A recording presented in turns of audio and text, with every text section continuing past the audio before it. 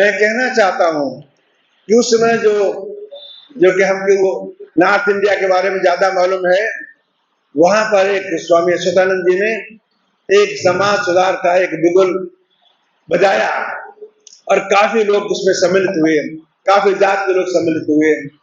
और मेरा ये मानना है कि उसके बाद एक जो बीपी मौर्य ने पूरे जो उत्तर प्रदेश में काफी काम किया और जिसका जो परिणाम हुआ, उसका जो फल है वो काशीराम जी को, मायावती जी को मिला। तो एक नींव पड़ी थी और मैं समझता हूँ कि जो नींव डाली थी वो स्वामी अच्युतानंद जी ने डाली थी। उनके बहुत सारे उनके कृतज्ञ हैं। जो हमने कहा कि 26 उन्होंने कॉन्फ्रेंसेस की थी आदि हिंदू के बारे में, 26 ऑल ओवर इंडिया में। मैं नहीं समझता कि समाज को जोड़ने के लिए इतना काम किया। और उसमें उस समय जैसे हमारे किसी साथी ने बताया था कि बाबा साहब के साथ कम से कम 2-3 बार मिले, 3 बार मिले। 1923 में जो आदि हिंदू की जो सभा हुई थी उसको स्टेज पे शेयर किया था। बाबा साहब अम्बेडकर लखनऊ में आए थे। साइमन कमीशन का जो उसमें विरोध हो रहा था उसका समर्थन किया था, क्योंकि साइमन कमीशन का मतलब है वो चाहते थे कि जो जो डिप्रेस क्लास के लोग हैं, दलित लोग हैं, उनको अपना चुनाव का अधिकार मिले। कांग्रेस नहीं चाहती थी, तो उन्होंने उनका समर्थन किया, बाबा साहब अम्बेडकर का समर्थन किया। और जब वो गोलमेज जो लंदन में हुई थी वहां भी उसका समर्थन किया। और एक बहुत बड़ी बात है जो काफी लोगों को नहीं मालूम है, जब पूना पैक्ट में गांधी जी ने अनशन किया था और उस अनशन में अम्बेडकर जी को निशाना बनाया गया था, उस समय स्वामी अच्युतानंद जी ने बाबा साहब से कहा था कि आप समझौता कर लो।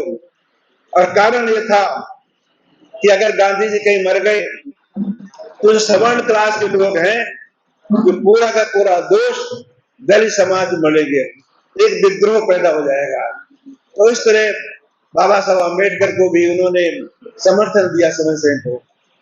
आखिर में जो 2 बात अब कहना और चाहता हूं, एक दार्शनिक के साथ साथ, विचारक के साथ साथ एक धार्मिक व्यक्ति जैसे अच्युतानंद, स्वामी अच्युतानंद, उनको उस समय पदवी मिली थी श्री 108 श्री, अभी बोला ना श्री श्री 108 श्री।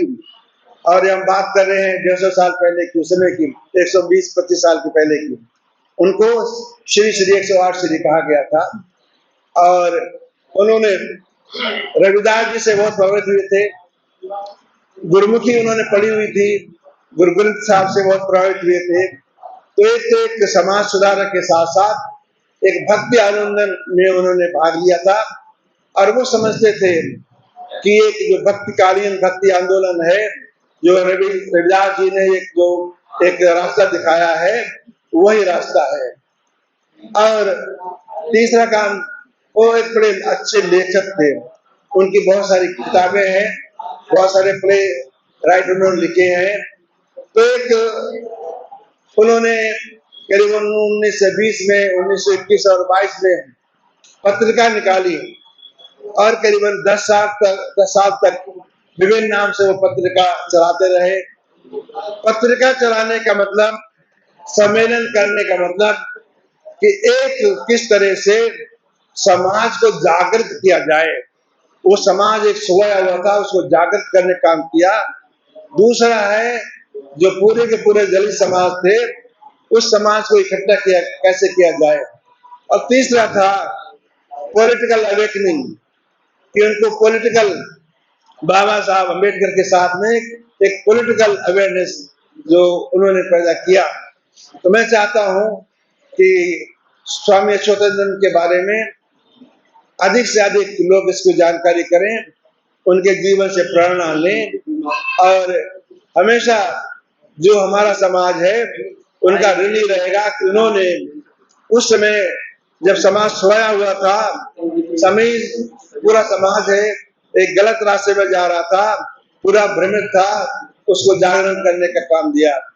मैं पुनः स्वामी जी के चरणों में अपना नमन करता हूँ और भाई MP सिंह जी को मैं पुनः धन्यवाद देना चाहता हूँ कि उन्होंने हम सब लोगों को यहाँ पर निमंत्रण दे करके उनके बारे में जो चर्चा की है उसके लिए बहुत ही सराहनीय काम है।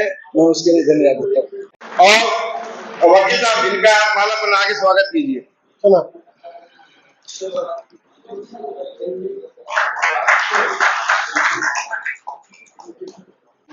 जय हिंद साथियों, मुझे 1 मिनट का समय दिया है और इस 1 मिनट के अंदर मैं वर्तमान जो परिस्थितियां हैं उन्हीं पर अपनी बात रखूंगा। तो सबसे पहले मैं MP सिंह साहब का धन्यवाद करता हूं कि उन्होंने अच्युतानंद जी को याद किया, एक महापुरुष को नमन किया। मैं डॉक्टर अशोक निर्माण जी का भी धन्यवाद करता हूं कि उन्होंने इस कार्यक्रम में मुझे आमंत्रित किया। साथियों, मुझसे पहले लगभग मैंने 15 वक्ताओं को सुना। साथियों, कोई भी जो सामाजिक आंदोलन होता है वो तभी आगे बढ़ता है जब उसके साथ राजनीतिक ताकत जुड़ जाती है।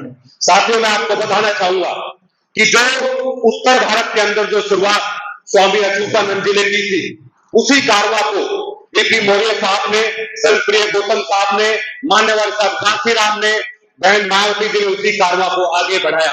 और साथियों, मैं आपको बता रहा हूं कि आज देश के अंदर चुनाव चले हुए हैं और 1984 के बाद ये पहला चुनाव है देश में जिस चुनाव के अंदर बहुजन राजनीति या दलित राजनीति बहु उसके बारे में कोई चर्चा नहीं है। एक भी वक्ता ने उसमें बात नहीं की। क्यों नहीं चर्चा की? क्योंकि इस चुनाव का जो नैरेटिव है वो पहले बदल गया था, लेकिन अब दोबारा से उस चुनाव का नैरेटिव संविधान पे आ गया है, भागीदारी पे आ गया है, आरक्षण पे आ गया है। तो साथियों, ये जो चुनाव है ये बहुत ही महत्वपूर्ण चुनाव है। मैं तो ये कहना चाहूंगा कि बहुजन समाज के लोगों के लिए इससे इम्पोर्टेंट चुनाव आजादी के बाद आज तक नहीं आया। ये इतना इम्पोर्टेंट चुनाव है। इस चुनाव में आप अपने वोट का इस्तेमाल इस तरीके से करिए कि जो पार्टी संविधान को बचाए, आपके अधिकार को बचाए। अगर आप अब नहीं जागेंगे तो साथियों, जो अगली पीढ़ी है वो आपकी ना डॉक्टर होगी, ना प्रोफेसर होगी, ना इंजीनियर होगी और आप लोगों के पास पछताने के सिवाय कुछ नहीं होगा। तो मैं ये कहना चाहता हूं कि इस चुनाव में अपने वोट को इस तरीके से डालिए कि आपका संविधान भी बचे और आपका अधिकार भी बचे। मुझे 1 मिनट का समय दिया था, अगर मैंने बात सार्थक रखी हो तो मेरा हौसला बढ़ा देना, अगर मैंने सार्थक बात नहीं रखी तो मेरे लिए ताली ना बजाना। जय हिंद, जय संविधान, जय सामाजिक न्याय। हमारे चैनल लाइक, शेयर, सब्सक्राइब देखना मत भूलिएगा। जय भीम, जय भारत, जय संविधान, नमो बुद्धाय। धन्यवाद। चैनल आर्थिक समस्या से गुजर रहा है। अगर आप बहुजन समाज में बाबा साहेब अम्बेडकर और तथागत बुद्ध की विचारधारा को अधिक से अधिक लोगों तक पहुंचाना चाहते हैं तो हमें आर्थिक सहयोग प्रदान करें ताकि हम अपने चैनल के माध्यम से देश विदेश में समता, बंधुता, एकता और संवैधानिक अधिकारों को ज्यादा से ज्यादा लोगों तक पहुंचा सकें। आप अपनी सहायता राशि नीचे लिखे खाते में जमा करा सकते हैं। खाता धारक गौतम रत्न, खाता संख्या 3169576865 IFSC कोड SBIN 0060336, बैंक भारतीय स्टेट बैंक। आप हमारे बैंक खाते का विवरण स्क्रीन पर भी देख सकते हैं। जय भीम, जय भीम।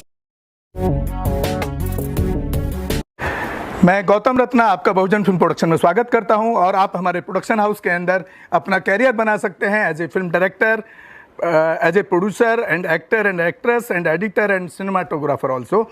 अगर आपको फिल्म से रिलेटेड कुछ भी प्रोजेक्ट आपको बनवाना है तो हमारे पास में पूरा सेटअप है जिसमें फिल्म कैमरा है, शूटिंग लाइट्स है और एडिटिंग है। सारा A to Z एक ही जगह पर आपको हमारे यहाँ पर मिल जाएगा। तो दोस्तों, आप हमें कांटेक्ट कर सकते हैं हमारे नंबर्स पर 9810085714 और 8510005714। हमारे वेबसाइट पे विजिट कर सकते हैं www.filmserviceindia.com और हमें मेल भी कर सकते हैं gautamfilmsproduction@gmail.com पर। धन्यवाद।